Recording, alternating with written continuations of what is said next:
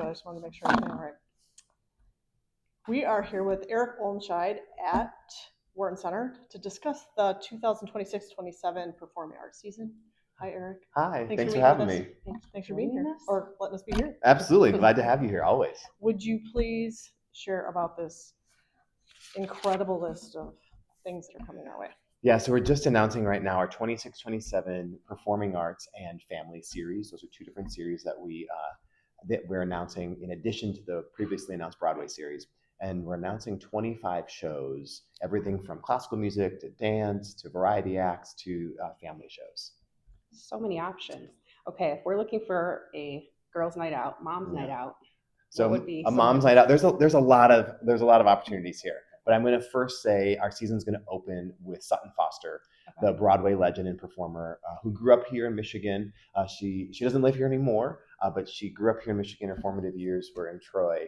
And we have an annual awards program named after her, the Sutton Foster Awards. But we're going to have her come back and open the entire season. Broadway star, amazing voice. It was such a great night out. It's family friendly, of course, but it would be a great mom's night out or girls' night out. There's many of those. So a couple of other things that I would elevate. Coming back is Anna Gasteyer. People know her from Saturday Night Live and some films. She's currently back on Broadway right now in Schmigadoon.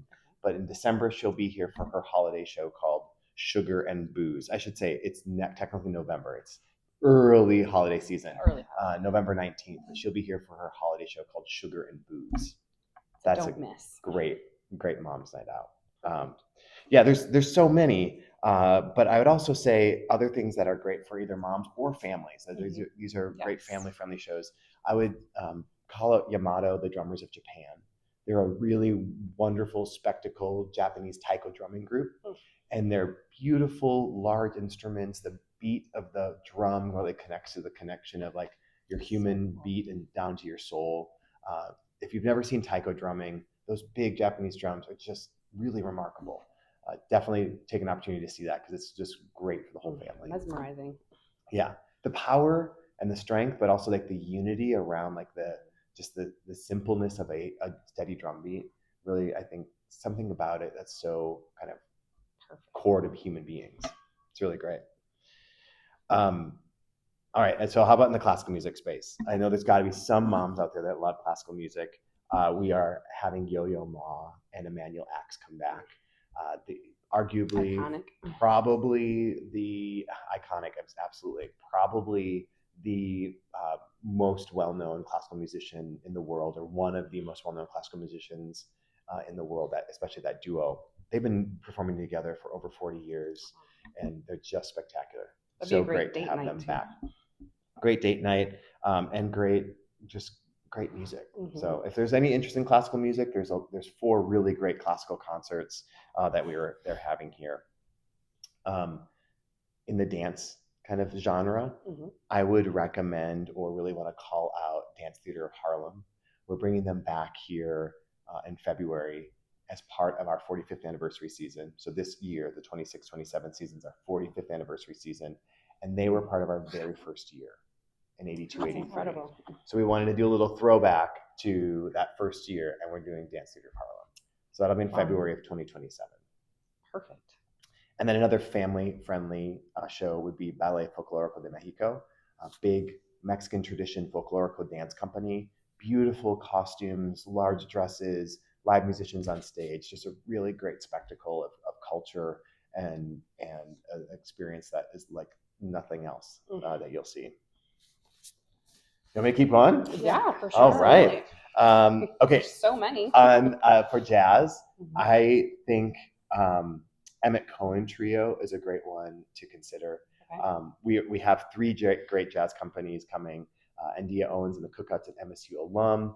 We're going to have the Count Basie Orchestra with Carmen Bradford, who's on faculty here at MSU. And then we'll have the Emmett Cohen Trio. And Emmett Cohen really caught fire during the pandemic, because he was inviting people into his living room and doing these living room concerts that he was streaming on YouTube. It all started virtually, and then people started to kind of like go to his house, and they built this huge audience following. It's just really fun, dynamic. His trio will be here in March of 27. So fun. So there's so many. And then, of course, I would be remiss if I didn't spend a little time with you talking about the family series. Because the family series So for many great us options. is a really great commitment to high quality performing arts experiences for our early or young audiences. All three of these are on weekends. So we have weekend kind of family friendly times.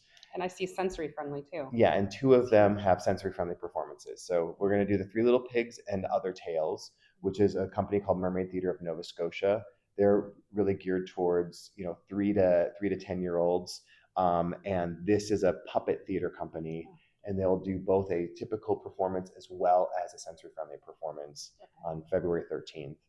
And then in May, at the end of our season, we'll have The Boy Who Cried Wolf, which is a company from Leeds, England, who's just here recently with another work, but they're bringing back The Boy Who Cried Wolf, both a public performance and sensory-friendly performance. So both of those have sensory-friendly available for families on the autism spectrum or other sensory sensitivities. But before that, in November, we'll open our family series with a show called What Do You Do With a Problem? This is based on the children's book of the same name. And it's actually a dance company that's creating this work. And it's going to be all movement-based. It's going to be a really stunning production. And we're thrilled to be one of the co-commissioners of this brand new work in its first year of its tour. Exciting. So all three of those are really geared Family. more towards that family audience. Primarily, each one has recommendations on the website, but they're primarily like 4 to 10-year-old range. Most of them literature adaptations and really accessibly priced for families. Just a fun afternoon out. Yeah, so there's so many more. If we have more time, I'm happy to tell you about it, but I also know that we can't get through all 25 of these shows that we're announcing today. A couple more snippets? Okay. So another great girls' night out or date night for parents or families would be date night for families. Date night for parents, probably not with the kids. But I mean, you can bring your kids to date night if you want. It's family affair. Yeah, right? But the Club 750 acts are really great for a date night or a girls' night out. This is a more intimate experience.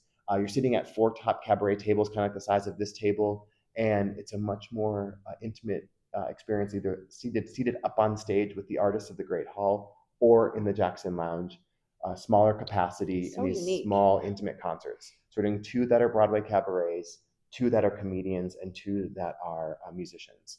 So this Club 750 is a newer strain of programming for us, and it's a really great intimate experience. That is a perfect date night option, absolutely. Unique.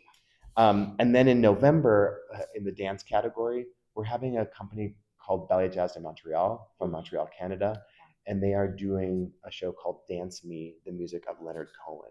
So it's his catalog of music that they have created this whole evening-length work around. Really, really kind of a fun way.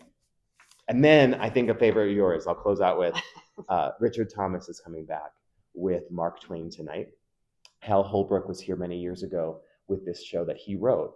It's been kind of in the can, or I should say in the vault for a little while. And Richard Thomas is bringing it back out, a one-person show called Mark Twain Tonight that he'll close our season with in May of 2027. Now, we can look on the website for descriptions of everything, correct? Yes, full descriptions on the website and everything. Because there's way more than he's just touched on here. Just a sampling. How do people get tickets right now? So if you go to whartonseason.com, descriptions of every one of these shows is on there, and the pathway to subscribe or buy tickets. Okay. So subscriptions are available right now, and there's kind of 3 pathways to do that. You can take any of our performing arts shows, anything in that performing arts series season, and bundle 5 of them together to create your own package, and we'll give you a discount of an average 20% to do that. You can also have your Broadway package, and for those who already have their Broadway package or want to do the full Broadway series, you can add on 1, 2, or 10 of these events, as many as you want now with your Broadway package.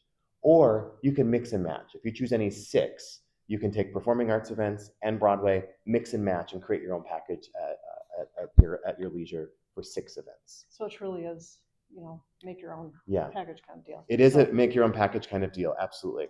And because everything has a lot of, some of these have multiple performances, they're in different venues, different nights of week, we ultimately allow folks the greatest flexibility to assemble their own package. Gotcha. That sounds fun to me. And what a great gift, too. Yeah. I mean, the number of people who have been giving subscriptions recently as gifts We're definitely in a moment where we want to experience things with our Yes. family and our friends and our loved ones. And there's nothing that brings us together like the arts, I should say. And these shared experiences are things that, go with us for the rest of our lives.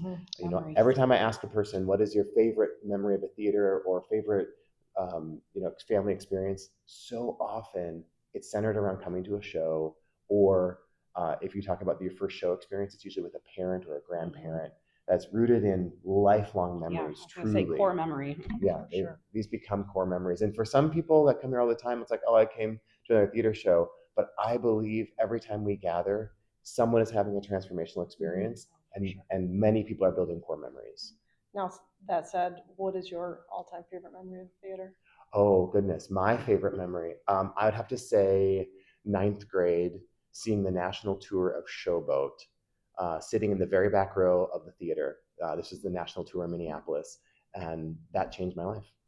I knew at that moment I wanted to do this. Didn't know what this meant in ninth Sure. grade, but I knew I wanted to do this. And look at you now. Yeah.